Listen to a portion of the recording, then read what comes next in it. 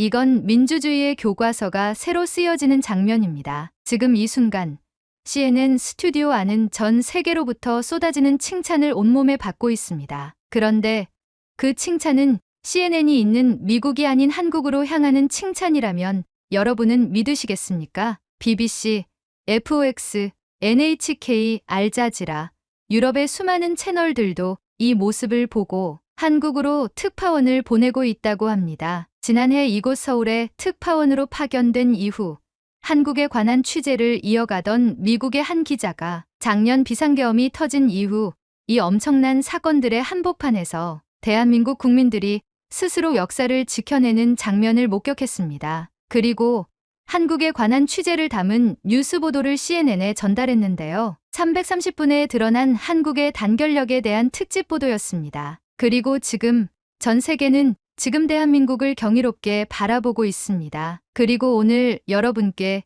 그 믿기 어려운 이야기들을 전하려 합니다. 대한민국, 어떻게 이 나라는 혼돈 속에서도 단결을 이루었을까요? 지금 바로 비디오를 재생해 보겠습니다. 잠깐 1초밖에 안 걸리는 좋아요 버튼을 눌러주시면요. 비디오가 잘 돌아간대요. 좋아요는 무료잖아요. 안녕하세요. 저는 CNN 서울지국에서 특파원으로 근무하고 있는 마크 존슨입니다. 부임한 지도 어느덧 2년이 지났습니다. 그동안 한국이라는 나라를 여러 각도에서 취재하며 살아왔지만 지난 겨울의 그날 밤만큼은 제 생에 어떤 사건보다도 깊게 가슴에 새겨졌습니다. 그날은 2024년 12월 3일 밤이었습니다. 시계는 밤 11시를 막 넘긴 참이었죠. 평소와 다름없이 서울 도심의 야경은 차분했습니다. 그런데 그 고요함은 순식간에 깨졌습니다. 휴대폰 알람이 요란하게 울렸고 화면에는 믿기 어려운 속보가 떠올랐습니다. 윤석열 대통령, 전국 비상계엄 선포. 저도 처음엔 눈을 의심했습니다. 하지만 이어진 속보들은 오보가 아니라는 것을 분명히 했습니다. CNN 본사에서도 즉각 연락이 왔고 저 역시 긴급 속보 체제로 들어갔습니다. 서울의 거리 곳곳에는 군 병력이 배치되기 시작했고 중무장한 병사들이 도로와 교차로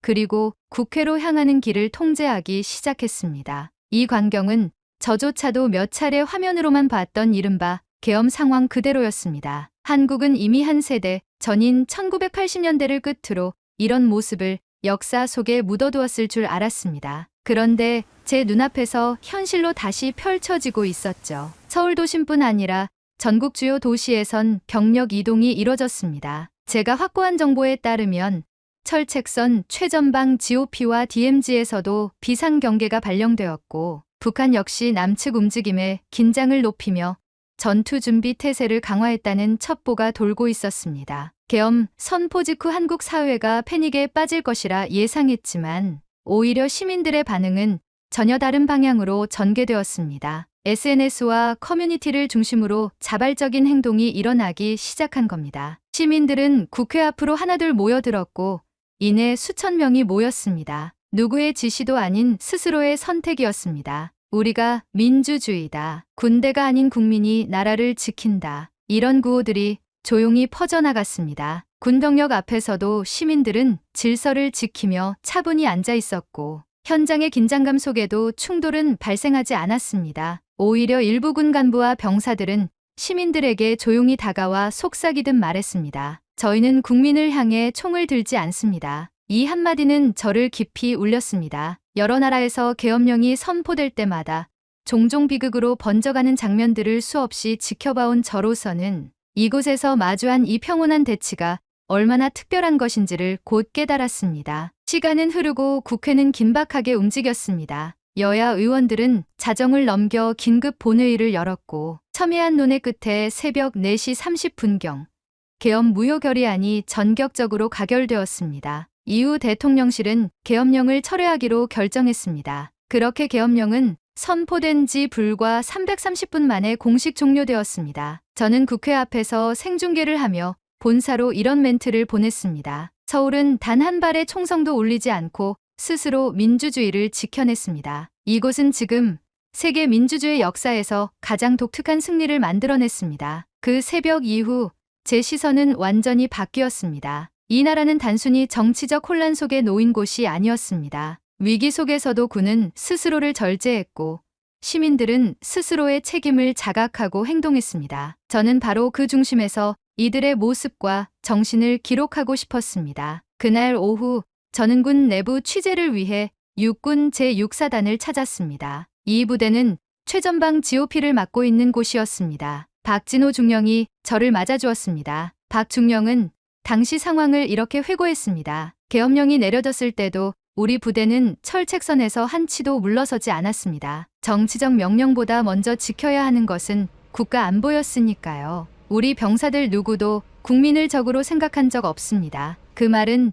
제가 취재를 시작한 이래 한국에서 가장 가슴 깊이 새겨진 한마디였습니다. 이곳 대한민국에서는 결국 군도 국민도 그리고 정치마저도 스스로 감시하며 민주주의라는 뼈대를 지켜내고 있었던 겁니다. 저는 박진호 중령의 안내를 받아 GOP 경계 초소로 향했습니다. 철책선으로 가는 길은 얼어붙은 겨울 바람 속에 숨이 얼어붙을 정도로 매서웠습니다. 차가운 강바람이 몸속까지 스며들어왔고 발밑에 밟히는 눈은 바삭거리는 소리를 냈습니다. 중령은 말이 없었고 저도 묵묵히 그의 뒤를 따랐습니다. 철책선 초소에 도착했을 때 교대 근무 중이던 병사들이 조용히 경계 자세를 유지하고 있었습니다. 군복 위로는 두툼한 방한복과 방탄복이 겹겹이 입혀져 있었고 손에는 두꺼운 장갑이 끼워져 있었습니다. 하지만 그럼에도 불구하고 볼끝은 추위에 새빨갛게 물들어 있었습니다. 고요한 하늘 아래 저 멀리 보이는 북쪽 언덕까지 뚜렷하게 펼쳐졌습니다. 긴장감은 공기마저 무겁게 짓눌렀습니다. 병사들은 한 손에 망원경을 들고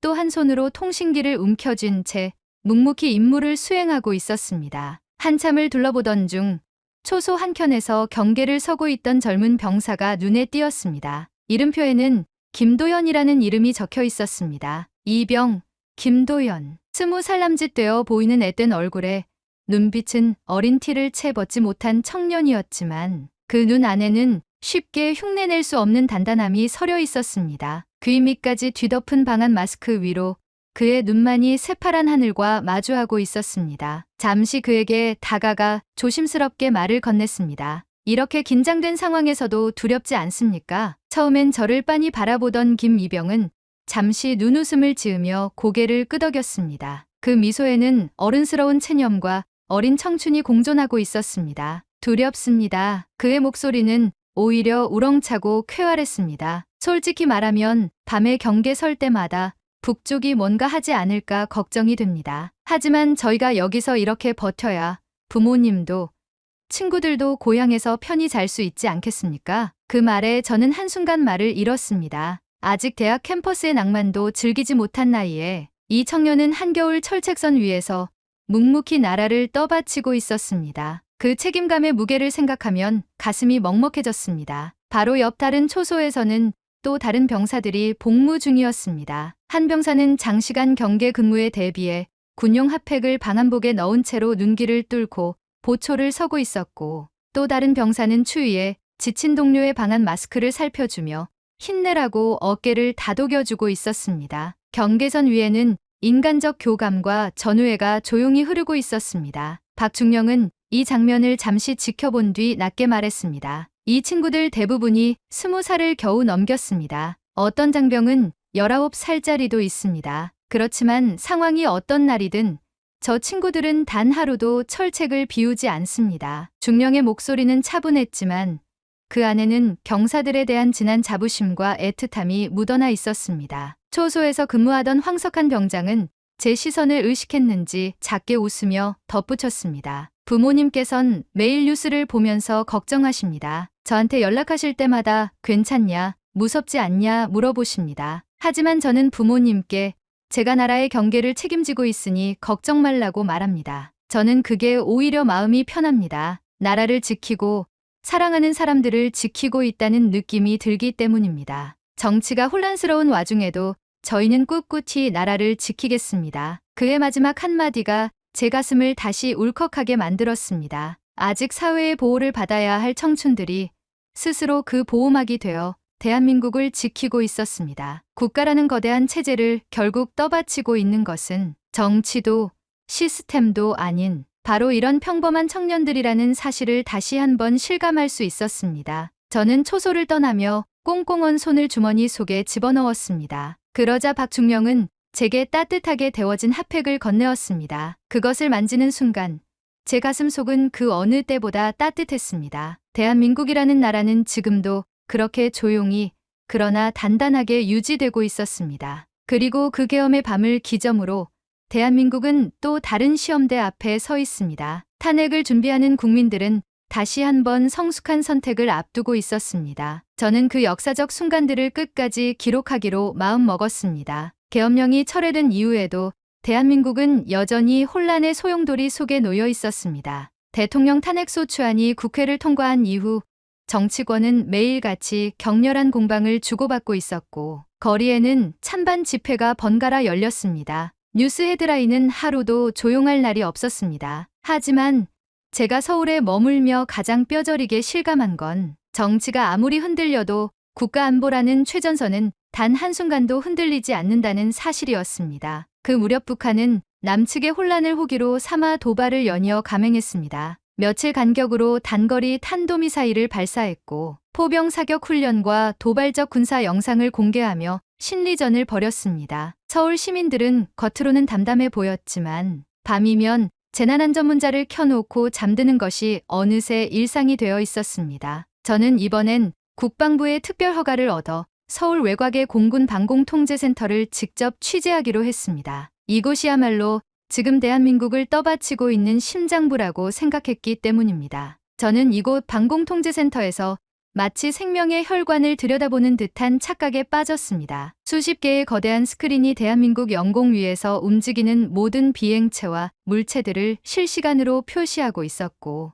형형색색의 선들이 바둑판처럼 그려진 좌표 위를 분주히 움직이고 있었습니다. 지하 깊숙한 이 방에는 해가 뜨고 지는 감각조차 존재하지 않았습니다. 낮과 밤의 경계가 무의미했습니다. 오직 실시간 상황만이 전부였고 여기서 근무하는 이들에게는 하루 24시간 모두가 경계의 연속이었습니다. 24살의 김성훈 하사 역시 이 공간 안에서 수개월째 근무를 이어오고 있었습니다. 이 방에선 시간 감각이 사라집니다. 그가 말했습니다. 교대 끝나고 밖에 나가야 해가 떴는지 저녁이 됐는지 알 수 있습니다. 매 교대 들어올 땐 심호흡 한번 크게 하고 들어옵니다. 오늘도 실수 없이 끝내려고 합니다. 그 말 뒤로 그의 손이 다시 키보드 위를 바쁘게 오갔습니다. 속도는 빠르지만 절대 허둥대지 않았습니다. 그는 이곳에서 이미 수백 번, 수천 번 동일한 절차를 반복하며 체화한 것이 분명했습니다. 가장 두려운 순간이 언제냐고 물었습니다. 잠시 생각하던 김 하사는 솔직하게 말했습니다. 진짜 미사일이 날아올 때보다 더 무서운 건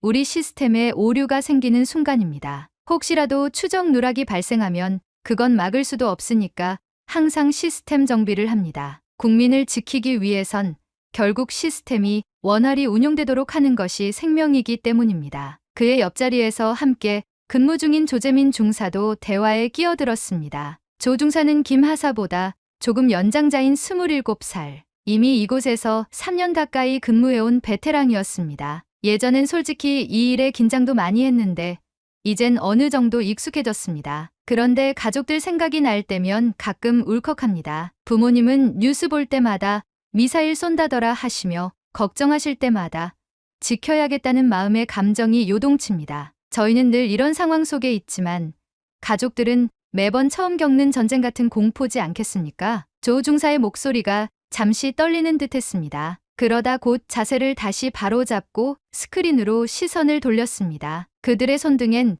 두터운 경계근무 흔적이 남아 있었습니다. 반복된 장시간 컴퓨터 조작으로 손목에 보호대를 감고 있었고 목덜미엔 만성 긴장성 통증을 완화시키려 붙인 파스가 다닥다닥 붙어 있었습니다. 저 먼 북쪽이 긴장감을 증폭시킬수록 이들의 손끝은 점점 더 민감해질 수밖에 없었습니다. 센터 반대편 한쪽엔 커다란 지휘 모니터가 자리 잡고 있었습니다. 서재민 소령이 거기 앞에 서서 전체 상황을 조율하고 있었습니다. 그의 얼굴엔 깊은 피로가 깃들어 있었지만 눈빛만큼은 또렷했습니다. 오늘은 벌써 세 번째 추적입니다. 소령이 말했습니다. 북측은 우리가 내부 정치로 시끄러운 틈을 이렇게 이용하려 듭니다. 그러나 이곳 방공센터만큼은 절대 빈틈이 생기지 않습니다. 저희 임무는 간단합니다. 국민들이 뉴스에 나오기 전에 이미 위험을 사전에 끝내는 겁니다. 저는 방금 그의 말을 메모하며 마음속으로 반복했습니다. 국민들이 미처 인지하기도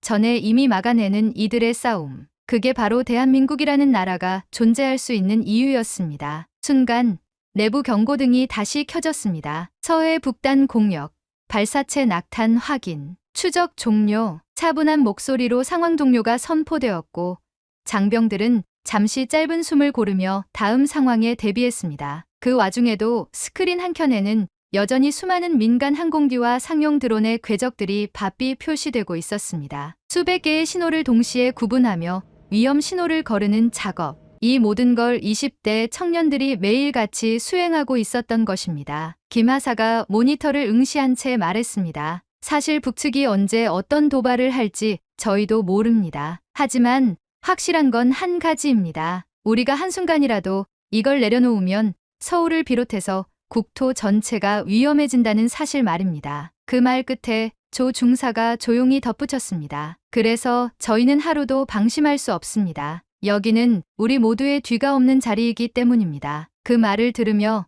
제 가슴은 알 수 없는 울컥함으로 꽉 조여왔습니다. 어쩌면 한국의 국민 대부분은 이 지하 벙커에서 누가 어떻게 나라를 지키고 있는지조차 알지 못할지 모릅니다. 그러나 그들은 알고 있었습니다. 그리고 이들이 알기에 대한민국은 오늘도 지켜지고 있는 것이었습니다. 계엄령의 밤이 지나가고 반공의 새벽을 견뎌낸 대한민국은 어느새 또 다른 중대한 갈림길 앞에 서 있었습니다. 대통령 파면이라는 초유의 사태를 지나며 조기 대선이 확정되었고 정치권은 하루가 멀다 하고 전면전을 벌이고 있었습니다. 그러나 제가 서울을 누비며 느낀 건 의외의 조용함이었습니다. 정치권은 시끄럽지만 국민은 담담했습니다. 마치 큰 폭풍을 이미 한번 지나왔기에 이젠 웬만한 흔들림쯤은 스스로 다스릴 줄 아는 성숙함이 서려 있었습니다. 서울 광화문 광장, 유세 차량들이 마이크를 울리며 후보자들의 구호를 외치고 있었지만 인파 사이를 지나는 시민들의 표정은 오히려 차분했습니다. 점심시간을 맞아 모인 직장인들의 대화는 오히려 현실적이었습니다. 결국은 우리가 제대로 뽑아야 해. 맞아. 정치인들 말만 믿지 말고 공약 꼼꼼히 비교해야지. 두 중년 여성은 손에 커피를 든 채 그렇게 담담히 대화를 나눴습니다. 가벼운 수다처럼 들렸지만 그 안엔 책임감이 단단히 스며 있었습니다. 그들은 이미 계엄령 철회라는 초유의 사태를 조용히 이겨낸 경험이 있는 사람들이었습니다. 지하철을 타고 이동하던 중 제 옆자리에서는 나이 지긋한 할아버지와 손자가 나란히 앉아 있었습니다. 손자는 스마트폰으로 후보자들의 공약 비교표를 보고 있었고 할아버지는 흐뭇한 미소를 지었습니다. 할아버지 땐 투표도 마음대로 못했단다. 지역마다 색깔 논쟁이 빈번하고 군부 독재 시대도 있었어. 이렇게 비교하고 고민하면서 찍는다는 게 얼마나 소중한 건지 알아야 해. 네 할아버지, 저도 이제 어엿한 성인이니까 할아버지랑 같이 손잡고 투표하러 갈게요. 손자의 눈빛에는 어린 나이답지 않은 의젓함이 깃들어 있었습니다. 그 순간 저는 이 장면이야말로 대한민국이 한 단계 성장했다는 증거처럼 느껴졌습니다. 저녁 무렵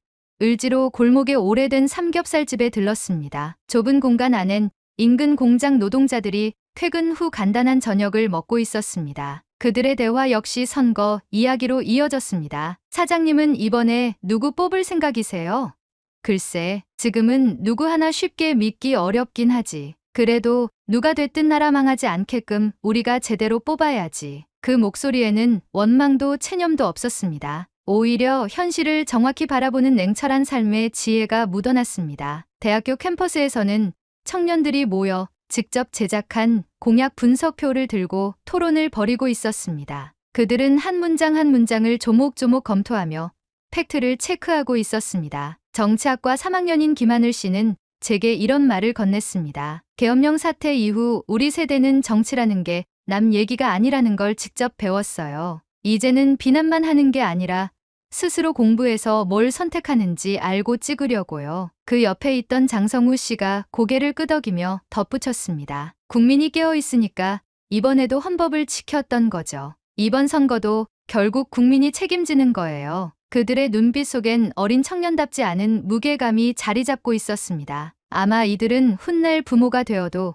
자식들에게 오늘을 자랑스럽게 말할 수 있을 것입니다. 서울 남부로 향한 저녁 취재에서 저는 뜻밖의 작은 모임을 발견했습니다. 송파구의 한 교회 마당에서 다양한 세대가 어울려 앉아 시민 대화 모임이라는 이름으로 조용한 토론을 이어가고 있었습니다. 할머니, 중년 부부, 대학생, 초등학생까지 한 원 안에 둘러앉아 있었습니다. 이번 선거는 정말 나라가 다시 태어나는 느낌이에요. 중년 여성 박민정 씨가 조용히 입을 열었습니다. 계엄령 때도 서로 싸우지 않고 국회를 지켰잖아요. 나라를 위해 헌신하는 군인들이 밤새 나라를 지켰고요. 이제 우리도 그 책임을 이어가는 거죠. 결국 정치란 게 우리 국민의 손에 있다는 걸 처음 제대로 느낀 것 같아요. 그 말을 듣는 동안 작은 초등학생 소녀가 할머니 손을 꼭 잡고 말했습니다. 할머니, 나도 커서 투표할 거예요. 그리고 나라 지킬래요. 할머니는 소녀의 손을 토닥이며 눈가에 살짝 눈물을 머금었습니다. 저 역시 그 장면을 보며 마음 한켠이 뜨거워졌습니다. 바로 이런 국민들의 마음이 있었기에 이 나라는 수많은 위기에도 무너지지 않는 것이겠지요. 그리고 다음 날 저는 한국이 쉬지 않고 돌아가는 직업군들을 찾아 한국의 현재 상황에 대한 취재를 이어갔습니다. 새벽 4시 저는 서울 외곽 한 물류센터를 찾았습니다. 하역장에 들어서자 커다란 트럭들이 어두운 새벽을 뚫고 분주히 드나들고 있었습니다. 얼어붙은 아스팔트 바닥 위로 카트 바퀴가 덜컹거리는 소리가 반복적으로 울렸고 근로자들은 두터운 방한복을 입은 채 바삐 몸을 움직이고 있었습니다. 한 손에 박스를 들고 컨베이어 벨트를 정리하던 택배 상하차 기사 이재성 씨가 저를 향해 말했습니다. 경기가 아무리 어렵고 정치가 어수선해도요. 물건은 매일 나가야 하거든요. 이거 안 나가면 전국이 하루 만에 마비됩니다. 다들 조용히 자기 할 일 하는 게 결국 이 나라가 돌아가는 힘이죠. 그의 손등은 굵은 굳은 살로 덮여 있었고 새벽 추위에도 땀이 배어 있었습니다. 굵은 숨을 내쉬면서도 손은 절대 멈추지 않았습니다. 조용한 책임감이 물류창고 안을 채우고 있었습니다. 이른 새벽 5시 물류센터를 빠져나와 곧장 서울 지하철 차량기지로 향했습니다. 6시 첫 차가 출발하기 전 기관사들은 차례로 점검표를 들고 객차 내부를 살피고 있었습니다. 노련해 보이는 기관사 최상호 씨가 차창 밖으로 여명을 바라보며 말했습니다. 출근길 첫 차가 제때 안 나가면 도시가 멈춰버리잖아요. 뉴스를 보면 어수선하지만 사람들은 그래도 시간 맞춰 일터 나가야 하니까요. 저희는 그것만 생각합니다. 이걸 움직여야 나라가 움직이니까. 그의 말투는 특별한 결이라기보다 담백했습니다. 마치 숨 쉬듯 당연히 하는 말 같았습니다. 지하철 첫 차가 플랫폼을 미끄러지듯 출발할 때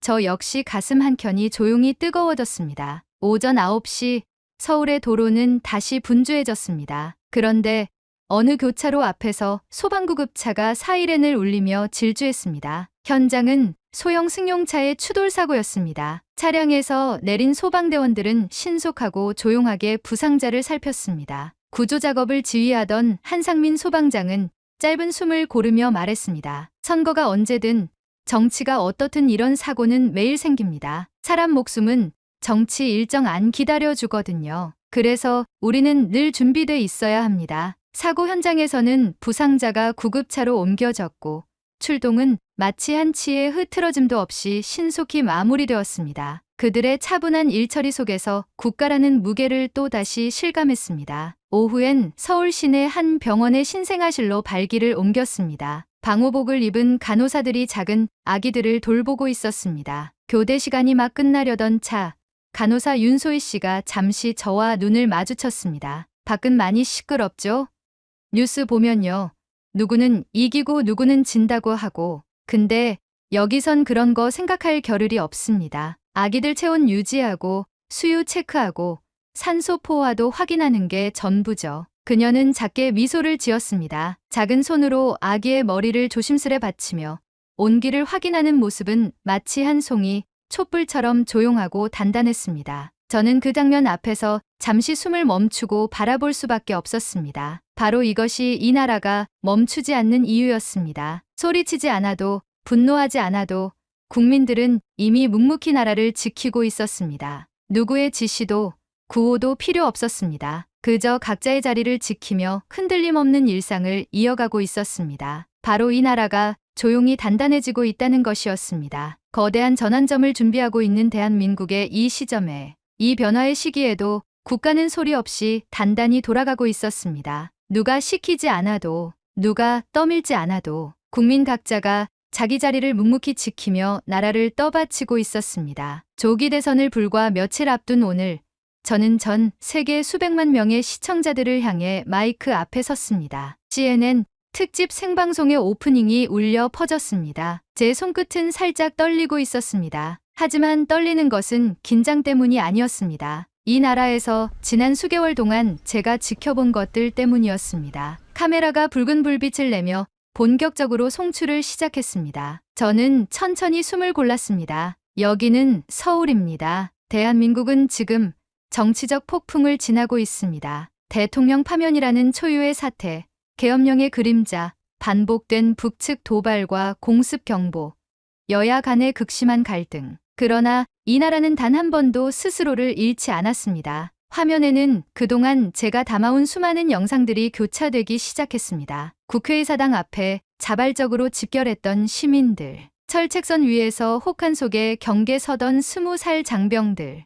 새벽 방공통제센터에서 레이더를 응시하던 청년 장병들, 그리고 지하철 기관사, 소방대원, 물류기사, 신생아실 간호사까지 각자의 자리에서 묵묵히 이 나라를 떠받쳤던 얼굴들. 저는 말을 이어갔습니다. 총성 없는 계엄의 밤을 지켜낸 국민들, 새벽 하늘을 지킨 방공의 청년들, 그리고 지금 대선을 앞두고 조용히 질서를 지키며 각자의 책임을 다하는 국민들까지. 이 나라는 정치가 아닌 국민 스스로가 지켜내고 있었습니다. 그 순간 CNN 본사 스크린 아래로 전 세계에서 실시간으로 쏟아지는 댓글과 응원 메시지들이 속속 올라오기 시작했습니다. 대한민국 군인과 청년들에게 경의를, 이런 국민이 있는 나라라면 어떤 위기도 이겨낼 수 있다. 진정한 민주주의의 현장. 한국은 위기의 시대에 새로운 민주주의 모델을 보여주었다. 내 나라에도 이런 시민들이 있었으면 좋겠다.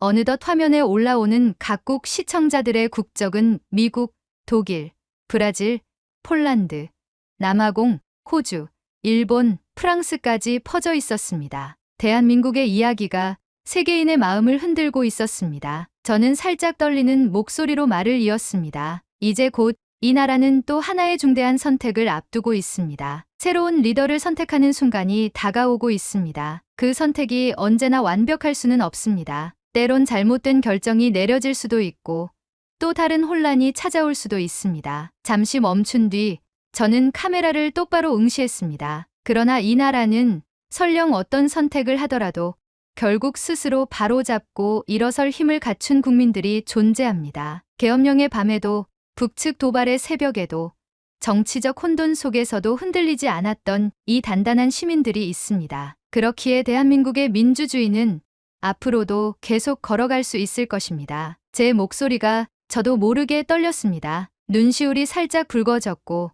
목 뒤로 긴장이 올라왔습니다. 그러나 저는 끝까지 또박또박 마지막 멘트를 이어갔습니다. 대한민국은 지금 이 순간도 역사 위에 서 있습니다. 그리고 저는 이곳에서 그 조용한 기적을 지켜보고 있습니다. 카메라의 빨간 불빛이 꺼질 때까지 스튜디오 안은 숨소리조차 멈춘 듯 고요했습니다. 제 가슴 한켠에서는 오래도록 뜨거운 울림이 퍼지고 있었습니다. 오늘 들려드릴 이야기는 여기까지입니다. 한민족의 단결과 단합의 정서가 전 세계에 영향력을 선사하는 이 순간이 정말 보기 좋고 자랑스럽습니다. 여러분은 어떻게 느끼셨나요? 여러분의 생각과 마음속 울림을 댓글로 남겨 감동 비디오의 마지막을 장식해주세요. 여러분의 댓글 하나하나가 영상을 제작하는데 큰 힘이 됩니다. 그리고 오늘의 비디오가 따뜻하게 다가오셨다면 구독과 좋아요도 잊지 말아주세요. 다음엔 더 깊은 감동과 더 진한 이야기로 찾아뵙겠습니다. 함께해 주셔서 진심으로 감사합니다.